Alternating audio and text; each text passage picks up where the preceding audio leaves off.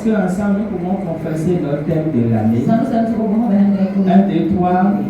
Année de grâce excellente et du don parfait. Donc nous sommes dans notre année de grâce excellente et du don parfait. Et nous travaillons et nous réclamons vraiment la grâce excellente de Dieu pour que ce thème devienne un livre. Que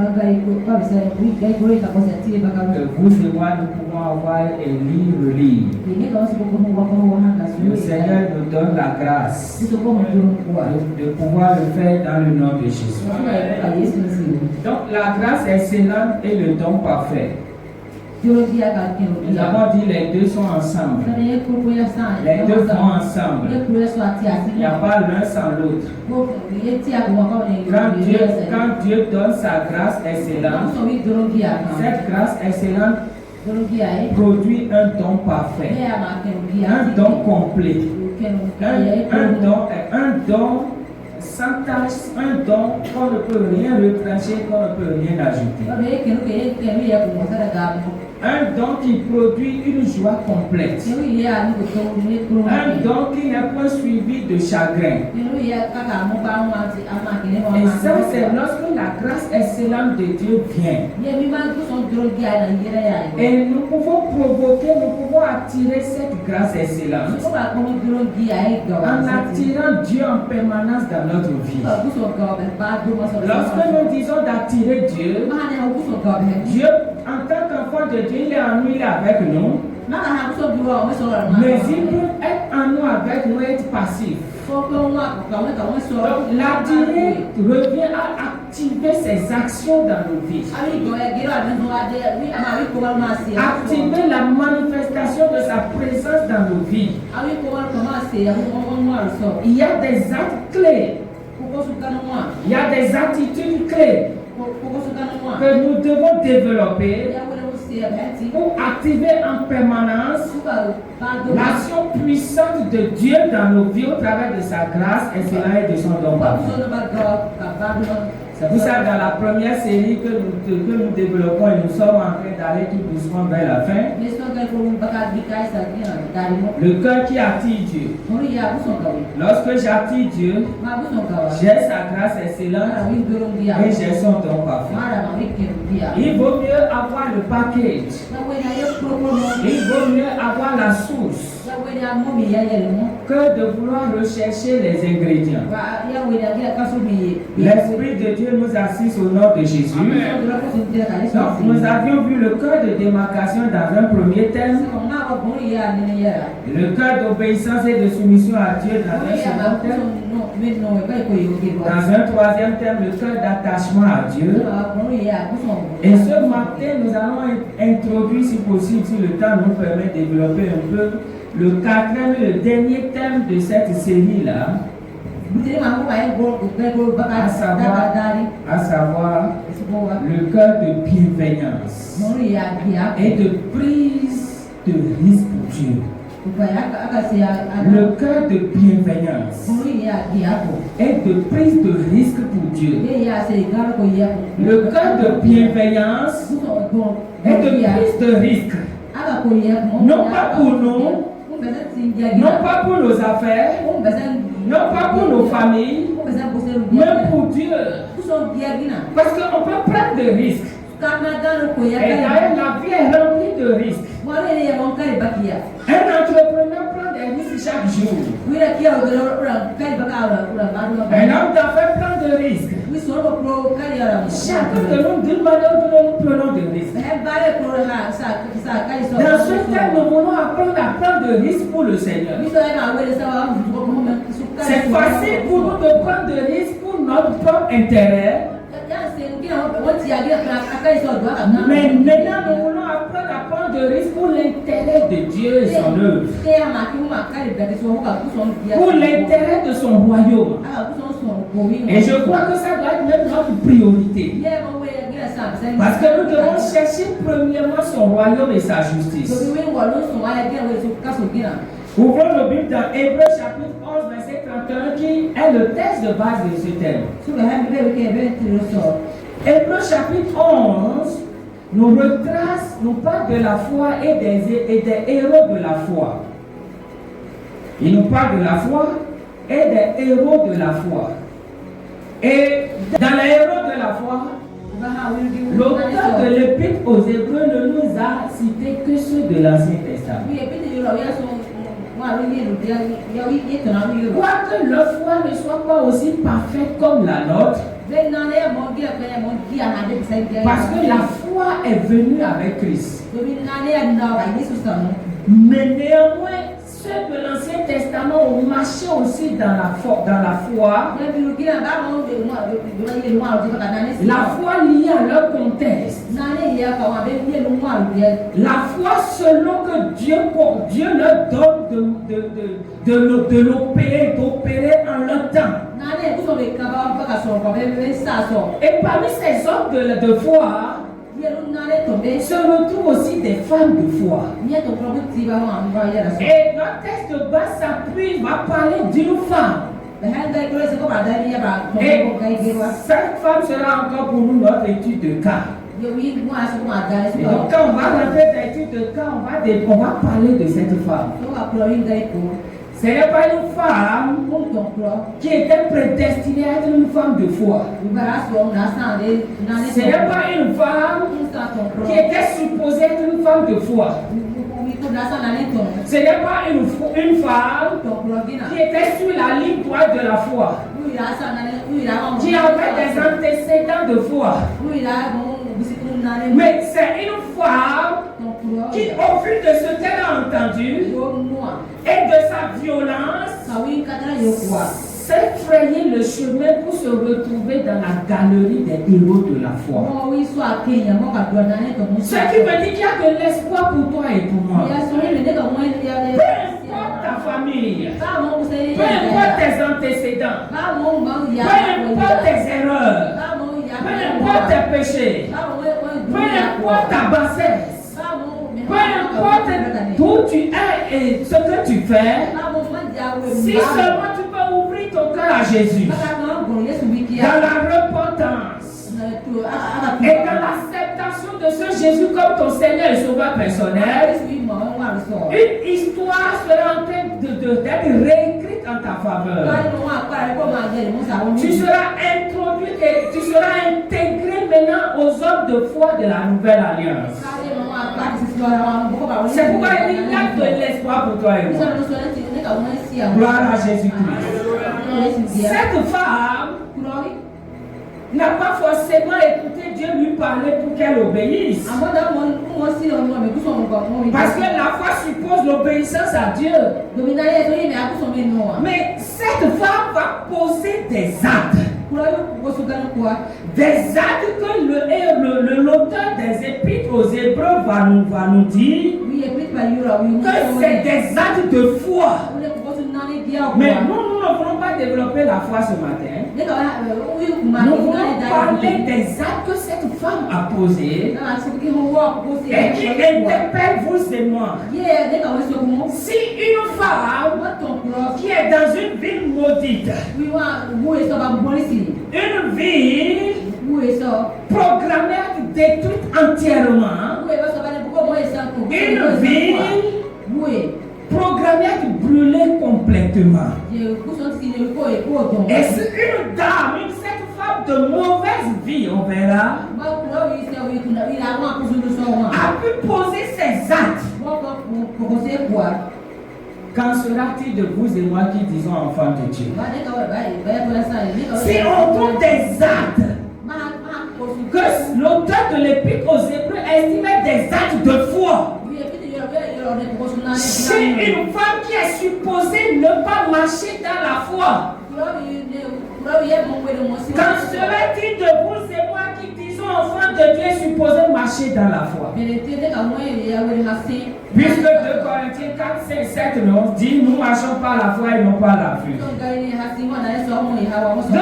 cette femme nous défie ce matin. Même si aujourd'hui c'est le vote, je veux que tu ailles voter avec ce défi. Ne permets pas à ton choix de t'enlever ce défi. Je veux que tu ailles dans la conscience de ce que tu dois te challenger. Avec ces actes, cette femme a posé qui nous interpelle ce matin. Gloire à Jésus-Christ.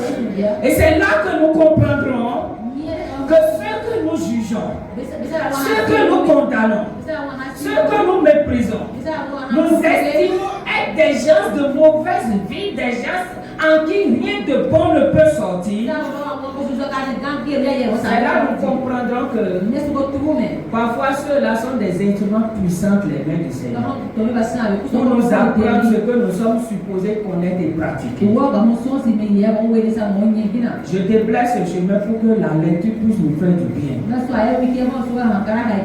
Alors, lisons Hébreux chapitre 11, verset 31. Hébreux 11, verset 31. Oui. C'est à la fois que Myriam le prostituée. Regardez, Rahab la prostituée. Comme j'ai dit, je vais faire son étude de cas. Donc on ne va pas perdre le temps d'abord sur Rahab. Mais sachez que même la Bible a complété. La Bible oublie parfois le nom de certaines personnes et remplace leur nom par leur vécu, leur situation, leurs problèmes, leurs défis. Mais ici maintenant, la Bible met le nom et met encore quoi? Sont passés. Pour quelle raison? Pourquoi?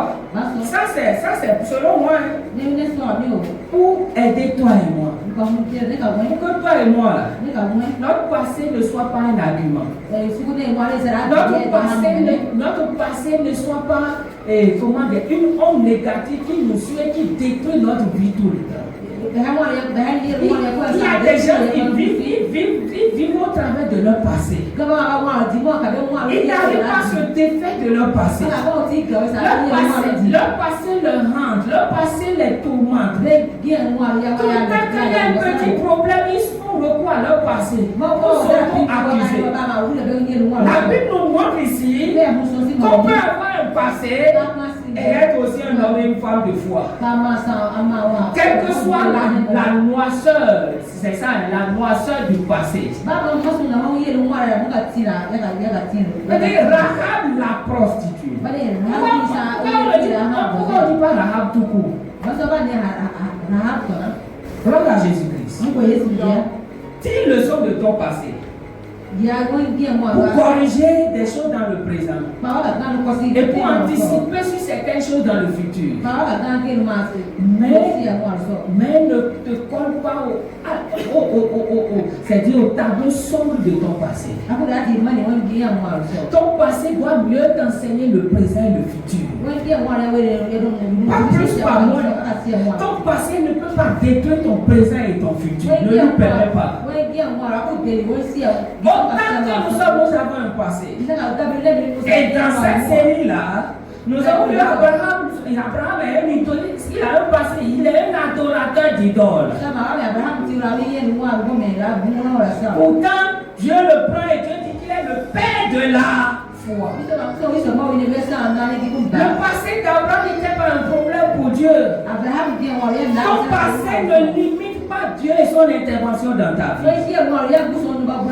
C'est la mentalité que tu as de ton passé qui limite Dieu dans ta vie. Et qui limite son intervention dans ta vie. Donc on dit Rahab la prostituée. C'est pas pour insulter Rahab. C'est pas pour coller une mauvaise image sur Rahab. C'est pas pour détruire, pour du moins mépriser, négliger Rahab. Mais pour dire que quoi que cette femme a un passé sombre, elle s'est frayé le chemin pour être une femme de foi. Donc toi et moi, nous n'avons pas d'argument. Dis à celui qui est à côté de toi, tu n'as pas d'argument. Tu n'as pas d'argument. Hein? Nous n'avons pas d'argument. C'est vrai qu'on a d'argument qu'on parle doucement comme ça. Hein? Il faut parler très fort. Dis-lui, tu n'as pas d'argument. Tu n'as pas d'argument. Et je prie que tout argument qui nous bloque est neutralisé de leur nom. Allons-y, frère.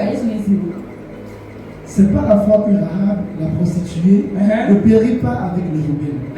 Parce qu'elle avait reçu les espions avec bienveillance. Elle avait reçu les espions avec bienveillance. Donc, Rahab avait un cœur de bienveillance. bienveillance. Et le cœur de bienveillance de Rahab l'a amené à prendre un risque. Un très grand risque. Un risque, il a risqué sa vie. Afin de pouvoir sauver, afin de pouvoir préserver les espions envoyés par Josué que nous allons voir tout à l'heure ou bien mercredi. Est-ce que ton cas de bienveillance t'amène à prendre de risques pour Dieu? Là, Sarah n'a pas pris de risque pour elle-même. Parce que si c'était pour elle, on n'allait pas parler de la foi. Elle a pris le risque de mettre sa vie en péril pour sauver la vie des espions. Parce que quand on va lire le texte de Josué 2, là, vous allez comprendre son cœur quand elle posait cet acte. Elle ne voyait pas les deux espions comme étant des espions, elle voyait le Dieu des deux espions. Quel honneur pour moi d'héberger Dieu. Quel honneur pour moi de prendre de risques pour protéger Dieu. Gloire à Jésus-Christ. Gloire au Seigneur Jésus-Christ. C'est ça Rahab. Elle n'a pas vu Dieu. Elle n'est pas du peuple de Dieu. Elle est dans une ville maudite et dans une ville qui sera détruite, brûlée, anéantie totalement. Mais de la même manière que les habitants de cette ville ont entendu parler de Dieu, des merveilles de Dieu, de ce que Dieu a fait à un peuple, pendant que ce peuple sortait du pays d'Égypte, tout ce que Dieu a fait, tout ce que Dieu a fait pour toi, il y a des oreilles qui doivent entendre. Afin que cela crée en eux, en cette personne, la foi pour les amener à ton Dieu. C'est ce qui s'était passé.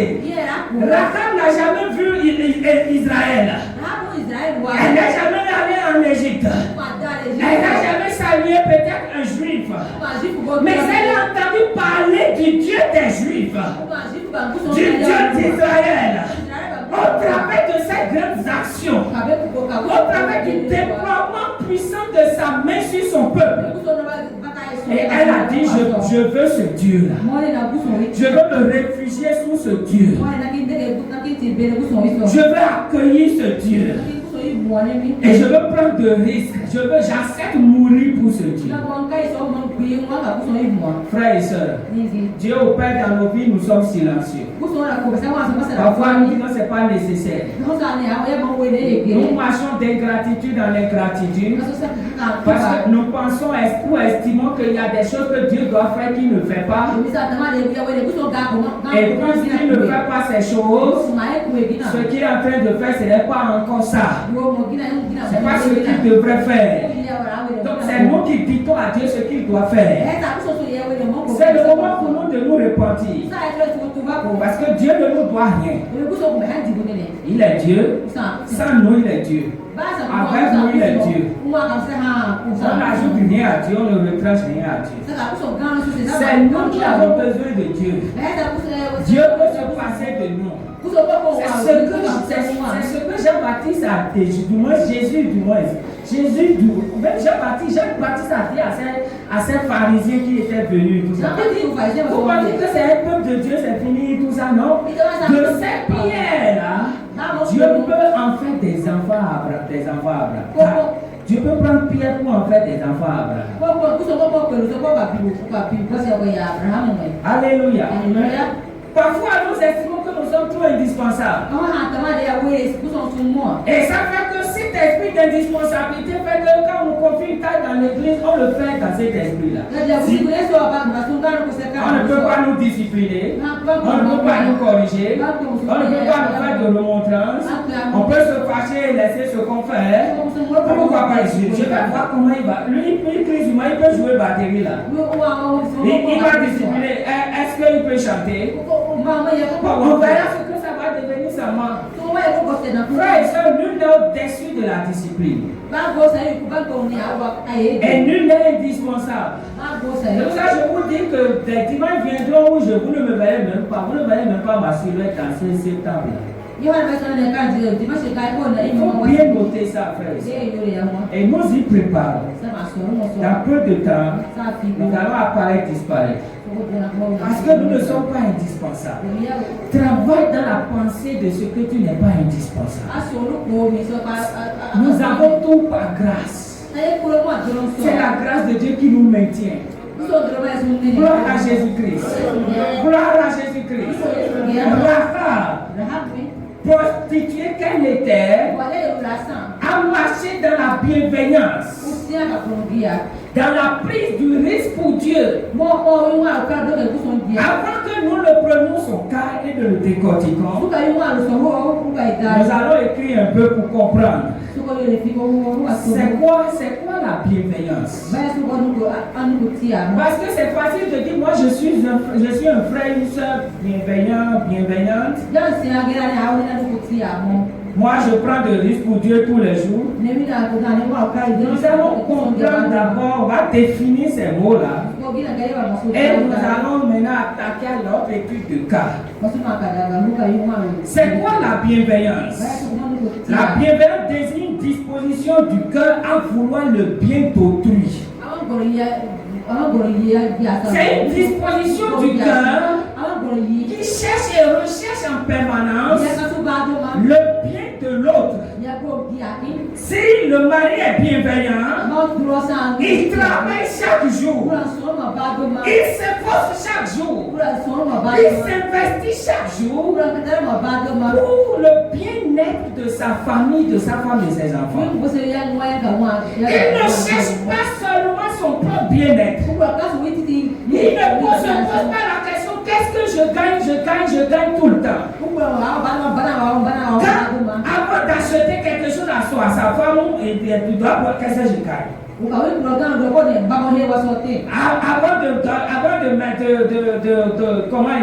de donner le capital pour commerce, qu'est-ce que je gagne? Il y a des maris tout le temps là, quand leur intérêt n'est pas en jeu là, ils font rien. Frères et sœurs, la Bible dit, le mot dit, que nous devons désirer. Ça désigne quoi? La bienveillance. Ça désigne une disposition du cœur à vouloir le bien. La femme doit vouloir le bien-être de son mari. La femme qui ne prépare pas à temps pour son mari doit se remettre en cause. Parfois, quand ça ne va pas dans un foyer, on met tout sur le dos du mari. Même si le mari est responsable, même s'il est le chef, et qu'il doit répondre, il n'en demeure pas moins que il n'est pas le seul. Souvent, nous les hommes, nos épouses, souvent ne se remettent pas en cause. Qu'est-ce que moi-même je fais qui amène cette atmosphère d'incompréhension, de bagarre dans mon foyer? Un mari qui se débat, qui reste sous le soleil, qui se promène parce qu'il a à cœur de manifester son cœur de bienveillance en amenant nourriture, argent pour le bien-être du foyer, il rentre et c'est maintenant qu'on veut faire le feu pour préparer. Et ce n'est pas qu'on a été occupé pour des choses de bon sens. Hein. On a pris son temps à bavarder à gauche, à regarder nos menaces à droite, à s'asseoir. Et maintenant, à soutenir je vais faire le feu. Non, frères et sœurs. Non, frères et sœurs. Le cœur de bienveillance de nos femmes apprête le manger avant l'arrivée du mari. Parce que ce cœur se dit, sûrement il viendrait fatigué. Sûrement il viendrait abattu. Il aurait peut-être supporté comment dire, on supporte l'insupportable parfois. Hein? Alléluia. Donc, la femme sage pense comme ça et pour ça, elle fait de son mieux pour que son mari soit bien à l'aise. Je prie que le Seigneur nous aide au nom de Jésus. Le mari et la femme doivent travailler pour le bien-être de leurs enfants. Ça, c'est un cas de bienveillance. Planifier l'avenir des enfants. Ne pas se laisser surprendre par certains détails qu'on pouvait planifier. C'est un cas de bienveillance. Dans une société, dans un pays où notre culture, c'est la culture de fabrication d'enfants sans toutefois chercher ce que l'enfant va manger ou ce qu'il va devenir. Quand on a un peu d'argent, on multiplie les bureaux. Quand on a un peu d'argent, on multiplie les femmes. La culture, la tradition, parfois nous dit que quand tu as une seule femme, toi tu n'es pas un homme.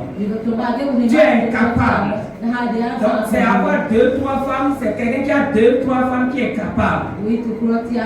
Donc le souci de ce que les enfants qui vont naître de ces 2-3 femmes-là, ce qu'ils vont devenir, c'est pas ça notre souci. Il faut fabriquer seulement, il faut envoyer. Ils peuvent mendier leur pain, c'est pas un problème. Ils peuvent passer de sous les ponts en sous les ponts. C'est pas ça le problème. Et malheureusement encore les pauvres qui doivent encore mieux réfléchir, c'est eux qui font encore plus d'enfants. Parce que pour eux, la richesse, c'est les enfants. Moi, je suis pauvre, mais je suis riche. Je suis riche en enfants. Frères et soeurs, il faut s'asseoir et réfléchir. Le monde dans lequel nous sommes, ce n'est plus un monde où on fait enfant pour faire enfant. C'est le monde où avant de faire enfant, on réfléchit. Le paquet de ciment à 5300, si je ne m'abuse. Ou bien 5500, 5500. Le kilo de gari à combien? Le kilo de riz à combien? Le loyer à combien? On s'assoit, on pend. Nos soeurs qui, 1, 2, 3, voient la croix simplement. Quand réfléchir. 1, 2, on va à la croix. Je vais rejoindre Jésus à la croix. Jésus n'est plus sur la croix. Frère et soeur, il faut s'asseoir et réfléchir. C'est-à-dire, je ne comprends pas. Le plaisir prend le pas sur le bon sens. Le plaisir prend le pas sur le bon sens. Tu prends un jeune homme parce que c'est charmant aujourd'hui, demain en bagarre, tu ne t'assois pas pour dire, mais celui-là, si je lui fais en face, il peut. Est-ce qu'il a les reins solides? Tu vois les agents de charmant qui vont acheter couche plus tard. Si tu vois les agents de charmant qui vont acheter l'air. Merci, c'est 5 000 non, ou bien c'est combien? Frère et soeurs, on s'assoit. Si les païens se comportent comme ça, nous on va être sages. Comment ils se fait surprise par une grossesse alors qu'elle n'est pas mariée? Et même si elle est mariée, ça ne peut pas oser en principe. On doit s'asseoir et planifier, non? Je n'ai pas dit de faire planifier, c'est pas ça que j'ai dit. J'ai dit planifier. Gloire à Jésus-Christ. Donc, le cas de bienveillance désigne une disposition du cœur à vouloir le bien d'autrui avec bonté, douceur et respect et compassion. Avec bonté, douceur, respect et compassion. Donc tout ça là va être mélangé de respect, de douceur, de compassion. C'est pour ça que Jésus, la Bible dit dans Matthieu 9, 37 ou 38, que Jésus voyait la foule en une compassion. La compassion amène à agir avec bienveillance. Quand nous n'avons pas compassion des gens, nous ne pouvons pas être bienveillants.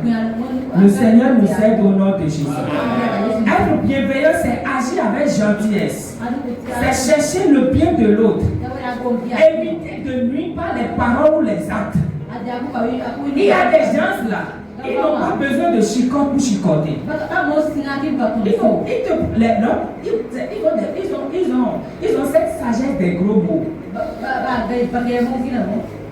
Quand ils te parlent, toi-même tu sais que quelqu'un t'a parlé.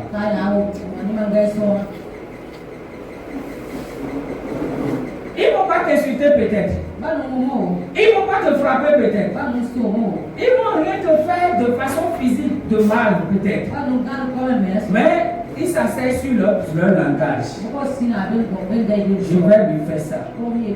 Un peu comme les contemporains de Jérémie, ils ont dit, nous allons le tuer par notre langue. Ils tuent la réputation des gens. Ils tuent le moral des gens. Ils tuent les projets des gens. Ils tuent l'avenir des gens. Non pas avec bâton, non pas avec seulement quoi. Frère et soeur, regarde ta bouche, qu'est-ce que ça sort? Qu'est-ce que ta bouche sort sur ton mari, sur ta femme, sur tes enfants, sur ton foyer? Peut-être que toi tu es calme, tu es là, tout le monde, c'est un bon mari, mais tu as un feu en déplacement. Parce que tes paroles sont des paroles de feu. Quand tu parles là, on ne sait pas où passer. La seule chose qu'on peut là, que la terre se forme, tu n'es pas bienveillant. Il y a des frères et sœurs comme ça. Ils ne parlent jamais avec douceur, ils ne parlent jamais avec. C'est toujours l'arrogance, l'orgueil. Ils connaissent des proverbes. Et ils te parlent, toi-même, tu vas chercher du soleil des proverbes. Et quand tu vois le sens là, tu risques de le maudire, de le détester à jamais. On revoit ça, frère. Tu peux nuire à quelqu'un par ton langage. Et tu peux nuire à quelqu'un par ton attitude. C'est pas seulement les actes. Je prie que le Saint-Esprit nous purifie au nom de Jésus. Qu'il enlève toutes les paroles, tous les actes, toutes les attitudes qui nuisent aux autres au nom de Jésus. Amen. Gloire à Jésus-Christ. Être bienveillant, c'est corriger avec amour et sagesse. C'est faire preuve de patience et de compréhension. Donc quand on se comprend là, on est bien. C'est la bienveillance qui nous amène à comprendre l'autre. Mais parfois il y en a qui disent non. Moi je refuse de comprendre. Et je refuse de pardonner. C'est parce qu'on refuse de comprendre qu'on refuse de pardonner. Mais est-ce que toi tu es pardonné? Si tu as Jésus dans ta vie, c'est que tu es un pardonné. Et tout pardonner est condamné à pardonner. Sinon, c'est un abus. Le Seigneur nous aide au nom de Jésus. La prise de risque pour Dieu, qu'est-ce que ça veut dire? Prendre de risque pour Dieu, c'est accepter de s'exposer à l'incertitude. Accepter de s'exposer à l'incertitude. Dieu ne sait pas ce que ça va donner. Dieu ne sait pas ce que le lendemain va donner. L'avenir va donner. Ceci va donner. Mais parce que Dieu te dit de faire, tu fais. C'est ça, s'exposer. Tu t'exposes à l'incertitude. Dieu a dit à Abraham, quitte ton pays, ta patrie, la maison de ton père, va dans un pays que je te montrerai, je te montrerai. Le gars il se lève. Ce que Dieu lui a dit, c'est incertain. Il n'y a pas de précision. Le gars se lève et il marche dans l'incertitude. C'est ça, frère et soeur. C'est ça la prise de risque pour Dieu. Nous voulons obéir à Dieu quand tout est bon. Quand tout est bien calculé. Quand ça nous arrange. Dieu dit non. Donc, s'exposer à l'incertitude, au rejet, à la perte. Il y a des gens qui ne veulent pas perdre. On ne veut rien perdre. Dans le royaume, il faut perdre pour gagner. Tu dois perdre ton honneur pour gagner ton honneur. Tu dois perdre ton orgueil pour gagner quoi? Pour gagner la grâce. Parce que Dieu résiste aux orgueils. Mais il fait grâce. Jésus dit, Si le grain de blé qui est tombé à terre ne meurt, il demeure seul. La vie de père, c'est une vie qui est morte à elle-même. À elle-même, à ses intérêts, à ses ambitions personnelles, à ses projets personnels. Pour mettre Dieu à la première place. À moins de perdre, on ne peut pas gagner. Dans le monde nous dit qu'il faut gagner. Mais Jésus nous dit dans son royaume, pour gagner, il faut perdre. Il y a des gens qui veulent rien perdre. Il ne veut rien perdre. Mais comment tu peux progresser avec Dieu si tu n'es pas prêt à perdre? Tu n'es pas prêt à perdre un garçon qui t'envoie sur le site avec qui tu as fait une journée de l'enfer. Tu ne veux pas le perdre. Comment tu peux gagner la vie? Tu ne veux pas perdre l'argent de corruption, de mensonge. Comment tu peux gagner la vraie richesse? Tu ne veux pas perdre ta fierté personnelle. Comment tu peux gagner la gloire de Dieu? Il faut forcément perdre quelque chose pour gagner dans le royaume. Gloire à Jésus-Christ. Donc s'exposer à l'incertitude, au rejet. Il y en a qui ne veulent pas te rejeter. C'est pour ça qu'ils cachent leur foi. Parce que quand tu exprimes ta foi, quand tu montres ta foi, il est inconcevable que les gens ne te rejettent pas. C'est normal, le monde va te rejeter parce que le monde a rejeté Jésus.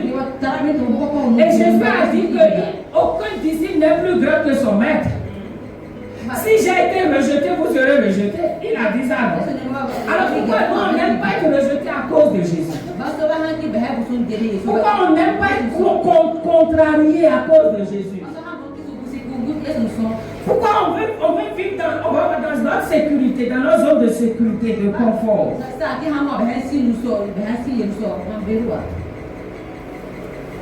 À moins de prendre de risques, ils étaient 12 dans la barque. Et les 12 sont les disciples de Jésus. Pierre a dit, si c'est toi, dis-moi de venir. Jésus dit, viens. Le mot vient là. Mais pas dit toi, Pierre, viens. C'est au singulier. Et donc c'est destiné à chacun, parce que chacun est singulier. Mais il n'y a que Pierre seul qui a pris le risque. Les 12 autres disent, nous on est pécheurs. On a pris la pêche. On sait très bien que on ne peut pas être sur l'eau. C'est pour ça qu'on est dans la barque. Donc la barque là est notre sécurité. On ne peut pas remettre en cause. Pierre seul a pris le risque. Et c'est aussi pourquoi Pierre seul est le seul à marcher sur. Seuls ceux qui prennent le risque ont le témoignage du risque, c'est-à-dire de ce que la prise de risque donne. Gloire à Jésus-Christ. Gloire à Jésus-Christ. Gloire à Jésus-Christ. Donc s'exposer à l'incertitude, au rejet, à la perte ou au danger afin d'obéir à Dieu. Afin d'obéir à qui? À Dieu. Est-ce que ton obéissance te coûte? Si ton obéissance ne te coûte rien,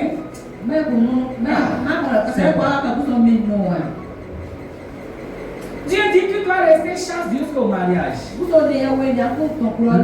L'obéissance à ça va te coûter. Parce que la chair va se réveiller. La chair, quand elle va voir les fesses là, le teint là, le devant là, va dire toi là, tu es sûr que tu peux obéir à Dieu avec ça?